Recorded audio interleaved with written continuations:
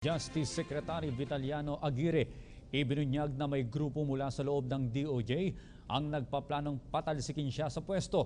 Pagtitiyak naman ni Aguirre, sa kabila nito ay hindi pa rin siya titigil sa paglilinis sa ahensya mula sa katiwalian. May report si Marita Muahe. Ibinunyag ni Department of Justice Secretary Vitaliano Aguirre na may grupo sa loob ng DOJ na nagbabalak na patalsikin siya sa pwesto. Hindi raw umano ito natatakot na mawala sa pwesto dahil sa hindi naman daw niya hiniling ito.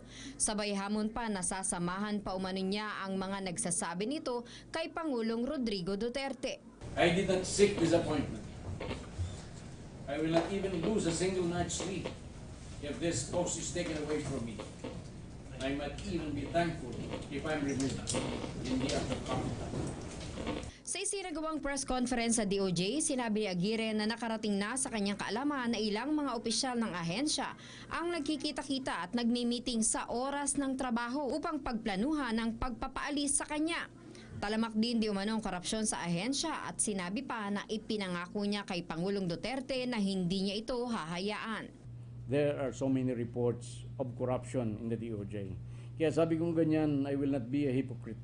Hindi ako maaaring mag-umpisa o magsimula ng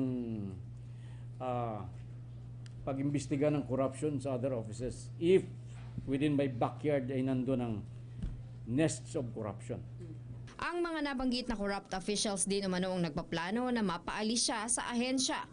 Hindi niya pa pinangalanan ng mga ito, subalit sinabi niya na alam niya kung anong mga nangyayari, kung saan nagaganap ang meeting, pati na rin ang oras nito. Nagbabala rin ang kalihim sa mga corrupt na empleyado at opisyal na huminto na sa kanilang ginagawa.